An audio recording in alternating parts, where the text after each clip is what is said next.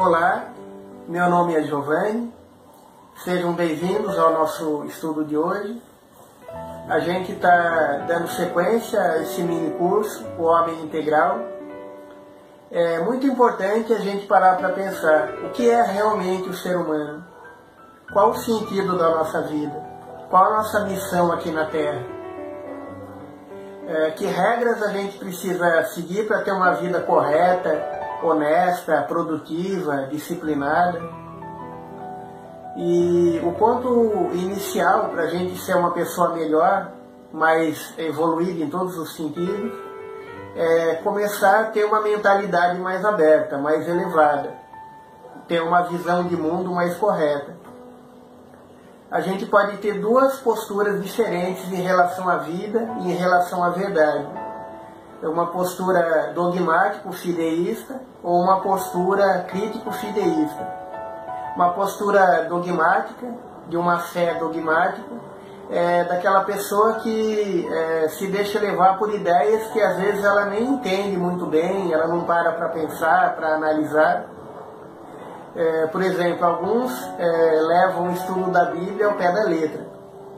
A Bíblia diz que depois de Caim matar o seu irmão Abel, ele foi para outra área chamada Nod e se casou com uma mulher dessa região e estava construindo uma cidade para os habitantes de Nod. Mas se teoricamente só existia na Terra ele mesmo e os seus pais, Adão e Eva, ele se casou com quem então? Ele estava construindo uma cidade para quem, se na teoria não existia mais ninguém no mundo? Então essa é uma postura dogmática, um dogma, aquela ideia que é imposta e a gente não pode pôr em dúvida, não pode questionar. A gente deve ter no mundo de hoje uma postura crítico-fideísta, ter uma fé crítica, baseada na razão, baseada na lógica, no raciocínio. A gente, antes de acreditar em alguma coisa, deve compreender aquilo que a gente está acreditando. Antes de julgar alguma ideia ou alguma pessoa, a gente deve conhecer muito bem antes de fazer um julgamento, antes de agir com preconceito. Então é muito importante ter uma mente aberta e ter uma visão de mundo baseada na lógica, na razão, não numa fé cega sem um sentido lógico. Já na sua época, o profeta Ezequiel, por volta do ano 600 a.C., escreveu para as pessoas da sua época o seguinte: filho do homem, tu habitas numa geração teimosa, que tem olhos, mas não enxerga, que tem ouvidos, mas não ouve. É importante hoje em dia, nesse mundo dominado pela lógica, pela ciência, por uma visão mais racional das coisas, ter uma fé baseada também na razão, no questionamento das coisas, não numa fé cega, sem muito sentido. E nesse momento que o mundo está passando, a gente deve perceber que é uma crise séria, mas é uma crise que leva as pessoas a crescer também individualmente, a aprender alguma coisa com as dificuldades que a gente está passando. Uma das coisas que essa crise de saúde está ensinando para as pessoas é ter mais equilíbrio. Vou começar falando na questão da disciplina. Essa crise está ensinando os cidadãos a ter mais disciplina e mais responsabilidade. Essa ameaça à nossa saúde, à nossa vida, está mostrando que coisas pequenas, que às vezes parecem sem importância, às vezes são muito importantes e têm consequências muito graves. Se você sair na rua sem se proteger com uma máscara, sem lavar a mão, pode acabar pegando essa doença e até acabar morrendo, ou às vezes pode até contaminar todo mundo na sua casa e acabar matando toda a sua família sem querer. Então, um gesto que parece pequeno, como ter mais higiene, lavar as mãos, se proteger, pôr uma máscara, pode ser fundamental para a nossa vida hoje em dia. Quando aconteceu o atentado das duas torres em Nova York em 2001, um jornalista fez um comentário interessante. Ele disse assim: essa crise tão séria levou as pessoas a se unirem mais. E os moradores de Nova York mostraram que são pessoas que também têm sentimento, que se preocupam com os outros. E mostraram que os moradores dessa cidade têm um coração tão grande quanto os arranha-céus dessa metrópole. Centenas de pessoas se apresentaram como voluntárias para ajudar ali na região onde as torres tinham desabado, levavam remédios, biscoitos, tudo que eles podiam de recurso para os bombeiros que estavam trabalhando, resgatando pessoas ali depois do atentado. Então, às vezes, uma crise muito séria leva as pessoas a quebrar o anonimato, a indiferença e se unir em torno de uma mesma causa, de um mesmo objetivo útil. No começo da crise, em março, uma reportagem mostrou 2 exemplos muito positivos para a gente também em Nova York. Um menino de 5 anos estava fazendo aniversário e todo mundo estava isolado, um não pode ir na casa do outro, não pode visitar o seu vizinho, mas todos os vizinhos ali da rua fizeram uma festa à distância para o menino, cantaram parabéns para ele, e ele era muito fã da história da Guerra nas Estrelas. Um vizinho dele pôs a roupa do robô, do personagem da Guerra nas Estrelas, e ficou dançando na frente dele, na frente da casa dele, homenageando aquele menino. Os vizinhos levaram vários presentes, deixaram ali na porta da casa dele. E um outro exemplo também é muito construtivo para a gente. No subúrbio de Nova York, uma menina de uns 16 anos começou a escrever versículos da Bíblia na calçada na frente da casa dela. E ela falou para os repórteres: se nesse momento tudo por aí está fechado, as pessoas não podem frequentar a igreja vem até você. É só você passar na frente da casa e ler um versículo, parar para meditar um pouco, parar para pensar, aprender alguma coisa útil a respeito da mensagem que a religião pode trazer para a sua vida nesse momento. Esses são exemplos simples, comuns do dia a dia que fazem muita diferença. Às vezes uma ideia comum, bem simples, pode levar as pessoas a se transformar em indivíduos melhores, em aprender alguma coisa útil, positiva para a nossa vida. Então a disciplina é uma questão fundamental na vida de uma pessoa que quer se tornar um indivíduo consciente, espiritualizado, alguém útil para a sociedade onde vive. Existem muitos exemplos, às vezes, de falta de disciplina que acabam prejudicando muito as pessoas. Eu conheço uma senhora que é muito fã do Roberto Carlos. Ela tem um monte de CDs dele. E ela emprestou alguns CDs para uma vizinha. E foi passando o tempo, passou 1 mês, 2 meses, 6 meses. E a vizinha não falou mais nada, não devolvia os discos. E um dia ela foi visitar essa vizinha, entrou ali no quintal dela, e o filho da vizinha estava brincando com os CDs dela, estava passando assim no cimento os discos dela, e a vizinha falou: você me emprestou, eu nem lembrava mais, mas eu vou devolver. Mas vai devolver os discos todos riscados, estragados? Esse é um exemplo que mostra como é importante o respeito em relação às outras pessoas. Quando você empresta uma coisa de alguém, deve ter um cuidado imenso, um respeito muito grande pela outra pessoa. Deve ter muita disciplina, cuidar daquele objeto, deve demonstrar respeito, ter uma postura de bondade, de equilíbrio, de respeito em relação às outras pessoas. Então, existe um conceito básico que a gente sempre deve ter em mente. O nosso processo de crescimento pessoal começa nas pequenas coisas, começa nos detalhes mais comuns do dia a dia. Não jogar lixo na rua, pegar uma coisa emprestada de alguém e devolver e ter disciplina, não ficar fugindo da responsabilidade. Tem pessoa que diz assim, mas eu sou muito ocupado, estou muito sobrecarregado de trabalho, eu acabo esquecendo. Mas todo mundo tem um papel e uma caneta para você anotar, para você fazer uma agenda das suas atividades do dia a dia. Deve anotar ali, devolver aquele livro que eu peguei emprestado, fazer uma visita àquele vizinho que está necessitado, precisando de ajuda. Então a disciplina se estende a tudo, todos os detalhes da nossa vida, desde as coisas mais simples até as coisas mais difíceis, como perdoar aquela pessoa que ofendeu você, que agrediu você. O processo de desenvolvimento de cada um de nós abrange todos os detalhes da nossa vida, sem exceção.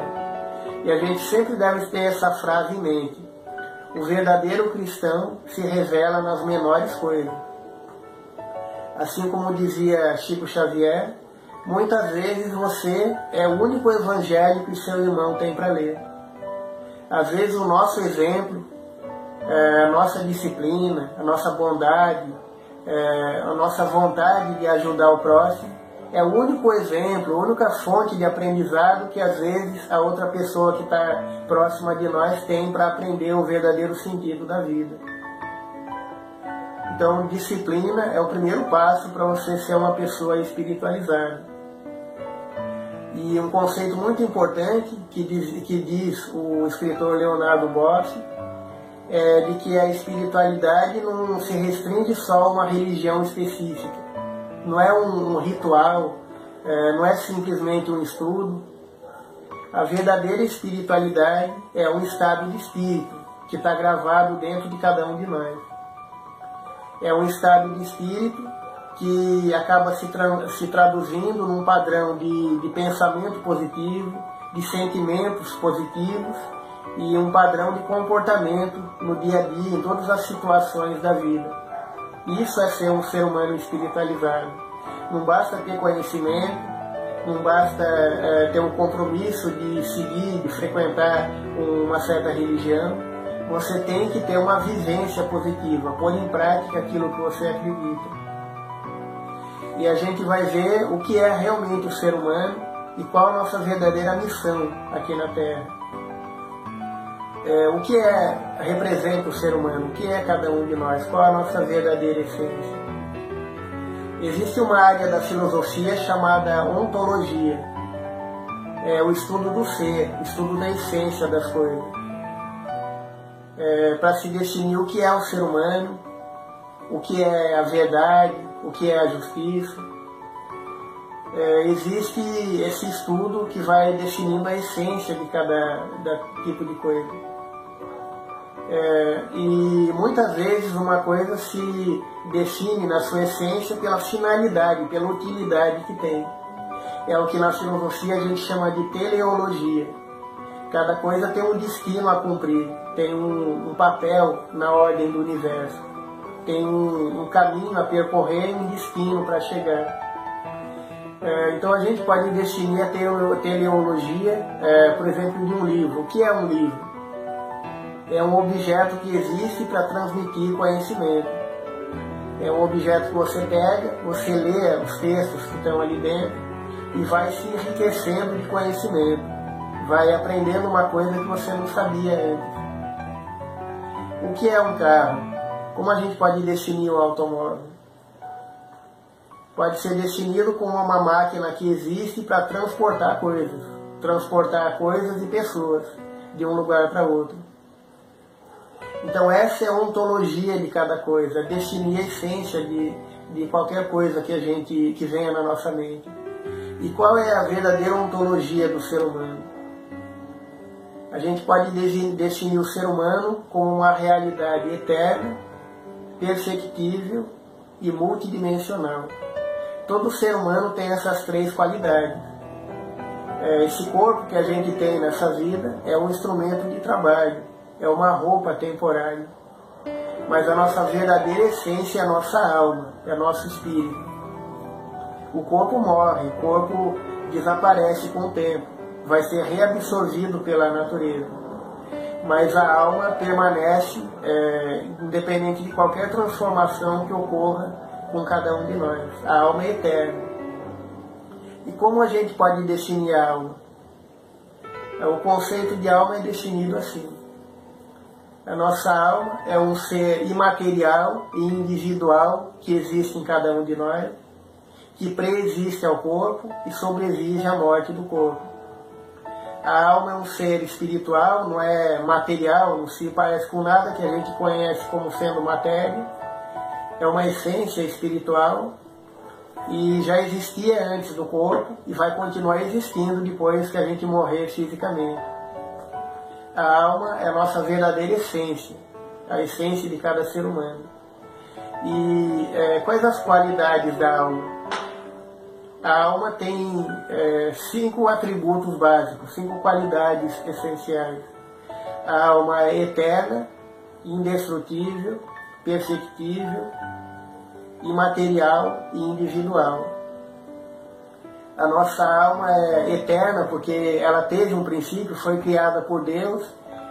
A gente não sabe quanto tempo atrás, milhares, milhões, bilhões de anos atrás. E ela teve um princípio, mas nunca vai ter fim. A alma existe eternamente. Não existe nenhuma força do universo que seja capaz de dissolver, de destruir a essência íntima da alma. A alma, além de eterna, é indestrutível. A alma também é perceptível. A gente deve separar aí 2 realidades da alma. Existe a alma enquanto substância. A alma não é matéria, mas é alguma coisa. Um tipo de energia, um tipo de essência espiritual. A gente não sabe muito bem qual é a essência verdadeira da alma. Mas é uma substância que existe eternamente. Então a alma existe enquanto substância, enquanto consciência. Cada um de nós tem a sua consciência. Que você existe, que você tem pensamentos, sentimentos, que você tem um destino a cumprir nesse mundo e ao longo da eternidade. Então a alma tem esse conjunto de qualidades. É indestrutível, é perceptível. Perceptível é uma coisa que não é perfeita, mas tem a capacidade de ir melhorando, ir evoluindo e se desenvolvendo ao longo do tempo. E a alma também é imaterial, porque ela não se destrói, não se transforma como as coisas materiais. Nenhuma força física do universo é capaz de ir desintegrando e destruindo a alma. A alma é perfeita, indestrutível na sua essência.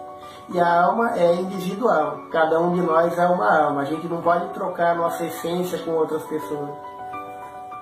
Então é muito comum na nossa linguagem a gente falar assim, eu tenho uma alma. Mas é errada essa ideia. Você não tem uma alma, você é uma alma. Na linguagem do dia a dia, as pessoas parecem que pensam que você é esse corpo aqui que você tem, e esse corpo tem uma alma dentro. Mas é o contrário. Você é uma alma, e essa alma, esse espírito eterno e imortal, está tendo esse corpo aqui como um instrumento de trabalho durante alguns anos, algumas décadas dessa vida. Mas a sua verdadeira essência é o seu ser espiritual, não é esse corpo material que é temporário, é provisório para o nosso uso aqui nessa dimensão física, material mais densa, que é a Terra.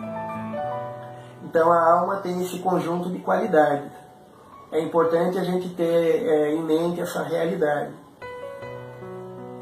E é importante perceber que existe uma ordem no universo, nada acontece por acaso. Então existe um conjunto de leis. Depois, no próximo tema, a gente vai ver de forma mais aprofundada as leis básicas do universo.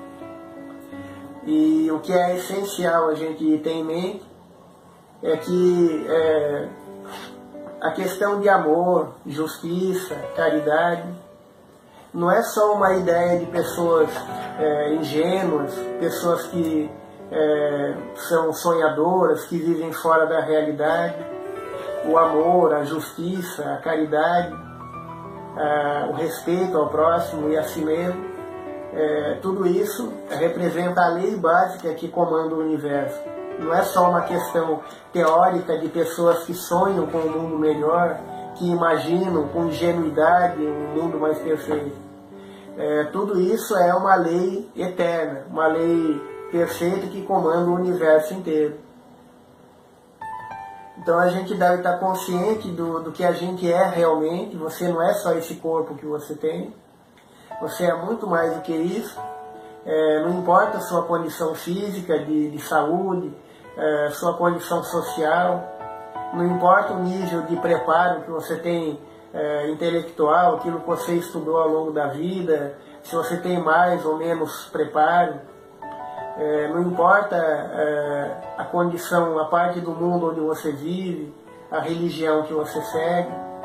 Tudo isso são condições provisórias, são referências para situar você aqui nesse mundo que você vive. Mas a sua verdadeira missão é muito mais do que isso, muito mais do que a sua condição social, do que a vida que você tem no dia a dia, em contato com outras pessoas. É importante a gente ter consciência da nossa verdadeira missão. Todos nós temos a mesma missão. Se desenvolver como ser humano, desenvolver as virtudes que você tem adormecidas dentro da sua alma, crescer em todos os sentidos, cada vez mais como pessoa, como cidadão, como um ser religioso, como um ser social, como um ser profissional, familiar. Nossa evolução deve abranger todos os setores da nossa vida. E todo ser humano deve se entregar a esse compromisso de se desenvolver e evoluir cada vez mais, e se conhecer cada vez melhor. Se você perguntar para alguém quem é você, muitas pessoas vão pensar no seu nome, no endereço onde mora, na sua condição profissional, no peso, na altura que tem, no documento de identidade. Mas isso não é se conhecer. Se conhecer realmente é muito mais profundo do que isso. É conhecer sua verdadeira personalidade, suas qualidades, aquilo que você tem de bom, de positivo dentro de você, as falhas que você ainda tem, que precisam ser corrigidas. Saber o que realmente você faz de útil ao longo da sua vida,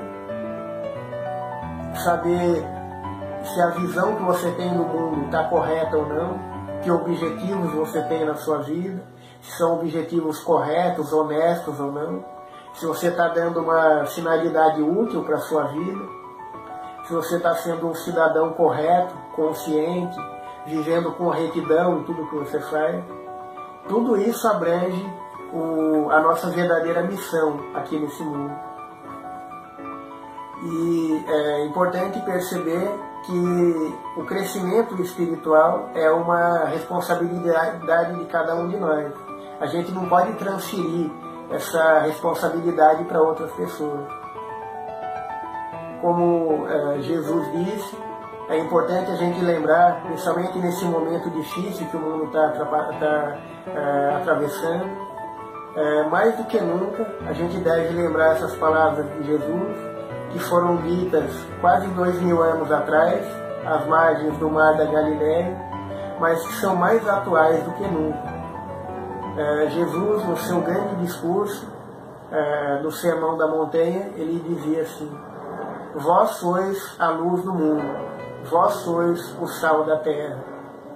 Então é a responsabilidade de cada um de nós crescer como ser humano, desenvolver suas virtudes, suas qualidades, se esforçar o máximo possível para corrigir os defeitos que ainda tem e tentar ser um ser cada vez mais consciente, ser realmente a luz do mundo para aqueles que estão em torno de nós, divulgando o conhecimento que a gente tem, mas acima de tudo, levando o nosso exemplo positivo de disciplina, de bondade, de respeito, de trabalho útil em benefício de todos, por onde a gente passar.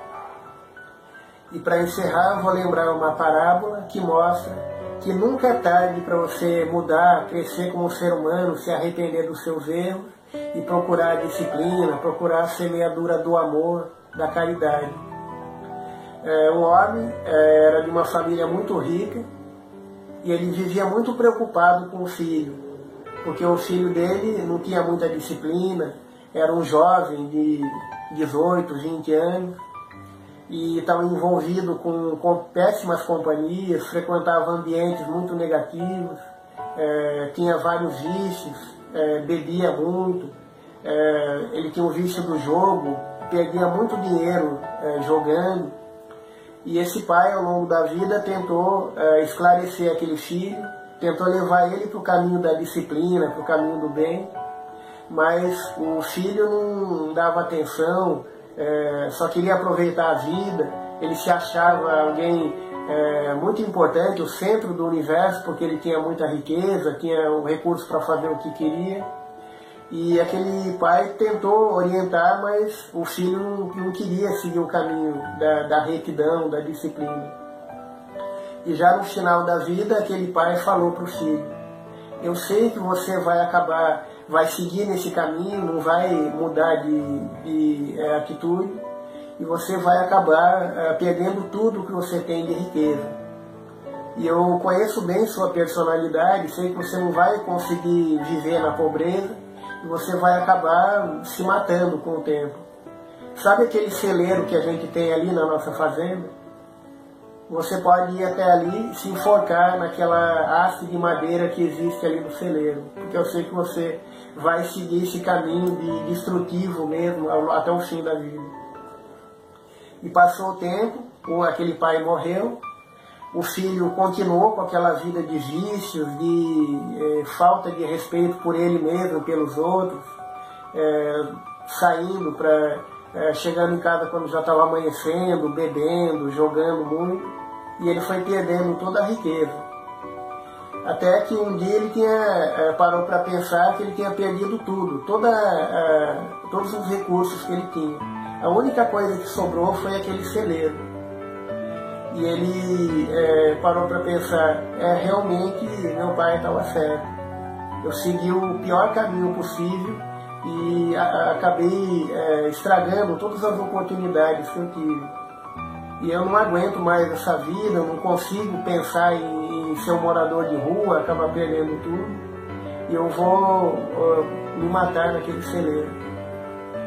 E ele foi até ali, ele estava muito emocionado, muito arrependido nessa hora, e ele pensou: se eu soubesse que caminho eu estava seguindo, eu teria tido uma vida totalmente diferente, uma vida muito mais correta do que essa. Eu daria tudo no mundo para ter uma nova oportunidade. Mas agora é tarde demais, eu já perdi tudo, não tenho ninguém para me ajudar. E agora eu cheguei no limite final, cheguei no fim do caminho mesmo. E ele pôs uma corda no pescoço, pôs a corda ali naquela haste de madeira e foi se enforcar. Mas aquela haste estava já apodrecida, acabou arrebentando e ele caiu no chão. E quando caiu ali no chão, ele percebeu que alguma coisa estava caindo em cima dele. E ele viu que dentro daquela haste de madeira tinha um monte de diamantes, estava caindo um monte de diamante em cima dele. E depois caiu um pedaço de papel e ele viu que era um bilhete do pai dele. O pai tinha escrito assim: filho, eu sempre te amei e vou te amar eternamente, mesmo depois da morte do corpo. Eu sei que com certeza você seguiu aquele caminho negativo. Você desperdiçou as oportunidades dessa vida. E com certeza você daria tudo agora. Você está muito arrependido e daria tudo para ter uma nova chance. Essa é sua nova chance. Aproveite esses recursos que eu te dei e mude a sua vida. Transforme toda a indisciplina que você teve em retidão, em trabalho útil por você mesmo e pelo próximo. Cultive sempre a disciplina. Viva com retidão, tenha amor pelas pessoas, aprenda a ter respeito por sua própria vida, transforme em trabalho, em bondade, em obras construtivas, tudo que você fez de negativo até agora. E aproveite a sua nova chance para ser um novo ser cada vez melhor a partir de agora. O mundo todo está tendo a mesma chance que esse filho indisciplinado e inconsciente teve.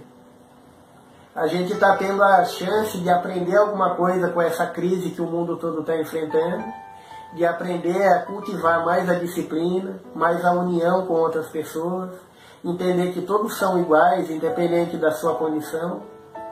E a gente está tendo a chance, cada pessoa no mundo agora está tendo a chance de parar para pensar, de refletir sobre sua verdadeira missão nesse mundo e se entregar a esse compromisso de ser um ser humano cada vez melhor. Como dizia uma profecia dos maias, muitos tinham medo de profecias que os maias falavam de fim do mundo, que tudo ia se acabar em 2012, mas eles nunca falaram no fim do mundo, falaram numa grande renovação, uma nova era para a humanidade.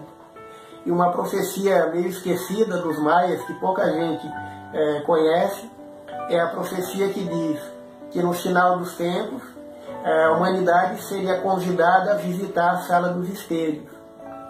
E cada um deveria olhar no espelho e ver sua verdadeira imagem, ver o que realmente cada um é na sua essência.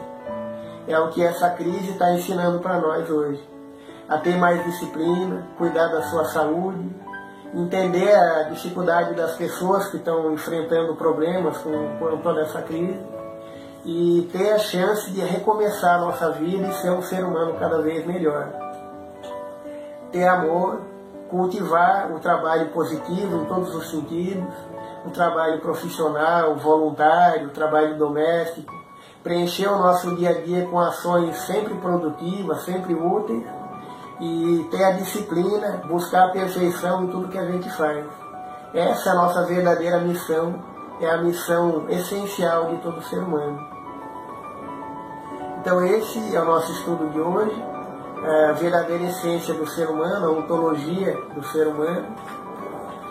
Se você achou que esse vídeo foi útil para você, compartilhe com seus amigos, procure divulgar essas ideias. Se inscreva no canal para ter acesso aos outros vídeos que a gente está gravando ao longo desse curso. E queria agradecer a todos pela atenção. Muito obrigado a todos por tentar aprender algo de útil com essa gravação.